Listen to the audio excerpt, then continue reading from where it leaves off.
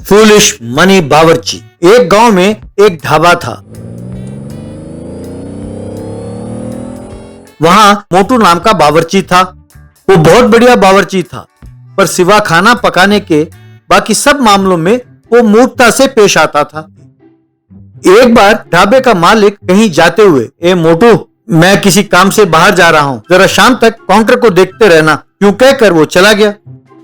उसके बाद आने वालों को जो भी मांगते वो उसे परोसता था। बाद में एक ग्राहक, अरे मोटू, बिरयानी बहुत कमाल का है, बोलो कितना बिल हुआ, पैसे देता हूँ। मोटू काउंटर को देखते हुए, सेठ ने काउंटर को देखने को कहा है, वो मुझे दिखाई दे रहा है, बिल कुछ नहीं, तुम जाओ, मुझे डिस्टर्ब ना करो, कहकर काउंटर को देखने लगा। वो आदमी खुश होकर वहां से चला गया। शाम को लौटकर जब सेठ को गल्ले में पैसे नहीं दिखाई दिए, क्यों भाई, पैसे क्यों नहीं है गल्ले में, कोई आया नहीं क्या? क्यों नहीं आए, हर दिन से ज्यादा लोग आए थे आज, वो सब बिल कितना हुआ कहकर पूछ रहे थे, पर मैं काउंटर को देखता रहा और उन्हें कह दिया कि मुझे डिस्टर्ब ना करें, ध्यान से देखिए काउंटर को, आप जैसा छोड़कर गए थे काउंटर वैसा ही है ना। ये सुनकर सेठ को बहुत गुस्सा आया और इसे 4 चांटे मारकर, धत, तुझे काउंटर सौंप कर जाना ही मेरी मूर्खता है, अगर 1 मिनट भी और यहाँ दिखाई दिए तो तुम्हें मार डालूंगा, दफा हो जाओ यहाँ से। मोटू समझ नहीं पाया कि क्या हुआ और वो वहां से चला गया। उस गांव के पास वाली पहाड़ियों की गुफा में एक डाकुओं की टोली थी। वे घोड़ों पर जाकर ट्रेन को लूटते थे। इसी तरह सड़क पर रोड़े डालकर बसों को लूटते थे, बैंक को भी लूटते थे। उन्हें कैसे पकड़े ये ना जान पाकर पुलिस परेशान थी। लूटे हुए माल को वे गुफा में ही छिपाते थे। कुछ लोग वहीं पर खाना भी पकाते थे, फिर सब मिलकर खाते थे। एक दिन उन्होंने खूब सारा पैसा लूटा और उसे लाकर गुफा में रखा। उनका सरदार था बब्बर सिंह। अब अपने पास 100 करोड़ रुपए जमा हो गए हैं, हम पर पुलिस की निगाहें भी हैं, इसीलिए कुछ दिनों के लिए डकैती बंद कर देते हैं। इन पैसों को किसी तरह शहर भेजकर इसे व्हाइट मनी में बदलने का प्लान है मेरे पास। इस खुशी के मौके पर एकदम बढ़िया चिकन बिरयानी पकाओ भाई, खाते हैं। ये सुनकर सब खुश होकर हे हे कहकर चिल्लाने लगे। बाद में बिरयानी खाकर बब्बर, धत, ये बिरयानी किसने बनाया, ना बेकार बनाया, लानत है, करोड़ों रुपए कमाने के बावजूद अच्छा खाना नसीब नहीं होता है। कोई अच्छा बावर्ची हो तो उसे पकड़ कर लाओ, से पकवाते हैं, कहकर आदेश दिया। अगले दिन डाकू मोटू को पकड़कर वहां लाए। सरदार, गांव में ये चर्चा है कि ये खूब बढ़िया खाना पकाता है, ऊपर से ये नौकरी की तलाश में है, इसीलिए इसे यहाँ पकड़ कर लाए हैं। नमस्ते सरदार, मुझे महीने का 10,000 दें, आप जो भी कहेंगे एकदम बढ़िया बना कर दूंगा। अब पर मुझे कोई भी काम बताओ तो एकदम साफ साफ बताना होगा, वरना बाद में मुझे कुछ न कहना, क्योंकि मैं जिम्मेदार नहीं रहूंगा। इस तरह वो वहाँ खाना बनाने लगा। उसे खाकर सब डाकू, अरे सुपर सुपर, खूब है, कहकर खुश हुए। एक बार बहुत भारी तूफान आया और गुफा के बाहर रखे लकड़ी गीली हो गई। अगले दिन मोटू, सरदार आज क्या पकाऊं? एकदम बढ़िया मटन कीमा बनाओ, वो खाने का दिल है, एकदम जायकेदार होना चाहिए। तब एक और डाकू, मुझे चिकन करी चाहिए, अच्छा पकाना, मुझे मटन बिरयानी चाहिए। यूं सब एक एक आइटम बताने लगे। बाद में मोटू गीली लकड़ियों से चूल्हा जलाने की कोशिश करने लगा। बहुत कोशिश करने पर भी जब चूल्हा नहीं जला तो वो जोर से, सरदार लकड़ी गीली है और जल नहीं रही है, समझ में नहीं आता कि मैं खाना कैसे पकाऊं। गुफा के बाहर से बब्बर, अरे वहाँ जो भी जलनशील वस्तु दिखाई दे उसे जलाकर खाना बनाओ, मुझे बार बार यूं परेशान ना करो, बहुत भूख लगी है। यूं मोटू वहां पड़े नोटों की गड्डियों को चूल्हे में डालकर जलाने लगा। फिर उन सब की फरमाइश वाले व्यंजन बनाने लगा। उस खाने को खाकर डाकू बहुत खुश हुए। फिर अंदर जाकर देखा तो पैसे दिखाई नहीं दिए तो वे चौंक गए।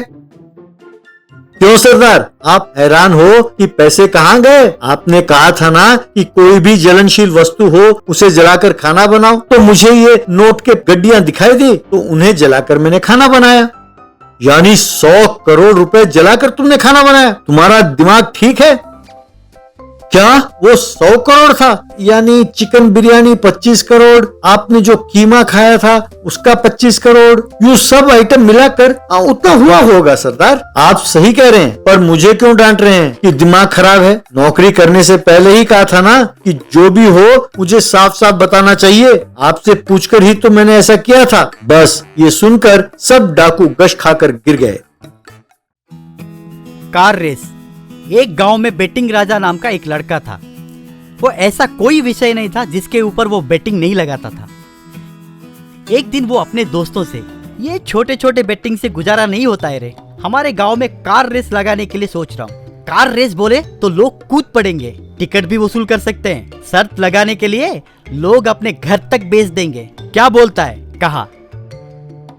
लेकिन हमारे गांव में किसी के पास कार ही नहीं है ना? पूछा। वही तुझमें और मुझमें फर्क है, देखते रहो, कह के बोला।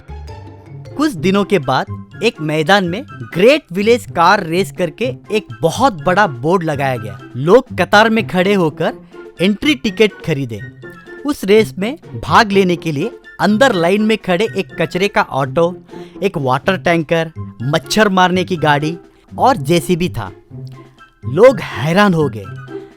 राजा माइक पकड़कर, प्रिय मित्रों, चौंक गए ना?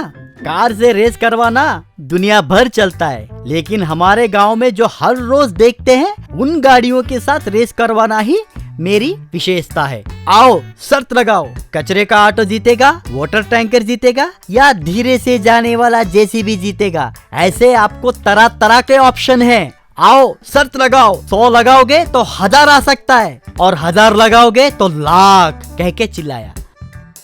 लोग कचरे का ऑटो, मच्छर मारने का ऑटो आमतौर पे तेजी से जाएगा सोच के उसके ऊपर ही ज्यादा शर्त लगाए। कुछ लोग वाटर टैंकर के ऊपर भी लगाए, पर जेसीबी के ऊपर कोई शर्त नहीं लगाए। वैसे रेस शुरू हुआ। सभी गाड़ियां चलने लगी। लोग उत्सुकता से देखने लगे।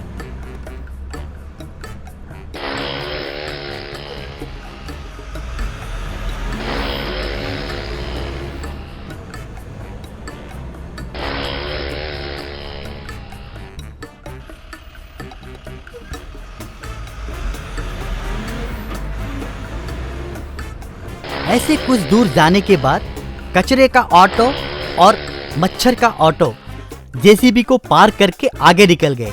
उतने में JCB driver Mukund gear rod को एक बार लेफ्ट के और एक बार राइट के ओर घुमाया। जेसीबी के उस तरफ, जेसीबी के इस तरफ आने वाले कचरे का ऑटो, मच्छर का ऑटो दोनों को वो अपने हैंडल से उन्हें बाजू में कर दिया। वैसे जेसीबी धीरे धीरे आगे बढ़ रहा था। उतने में वाटर टैंकर उसे पार करने जा रहा था, तो जेसीबी उस वाटर टैंकर को भी बाजू में कर दिया। लोग हैरान होकर देख रहे थे।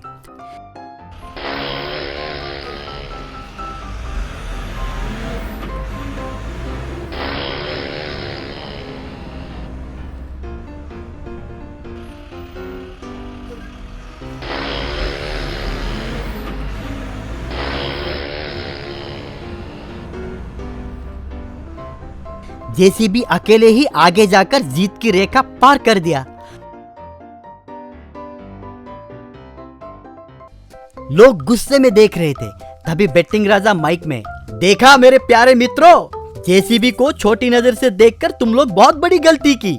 उसके ऊपर तुमने शर्त नहीं लगाया। वो कितना महान है अभी तो समझ में आया। फॉर्मूला 1 रेस में अगर जेसीबी को रख देने से कितना फायदा होगा अभी तो आपको मालूम हुआ ही होगा। कह के जब वो बोला, उतने में बेटिंग लगाए सारे लोग उसके चारों ओर जमा हो गए। क्या हुआ? डिसअपॉइंट हो गए? बेटर लक नेक्स्ट टाइम, कहा।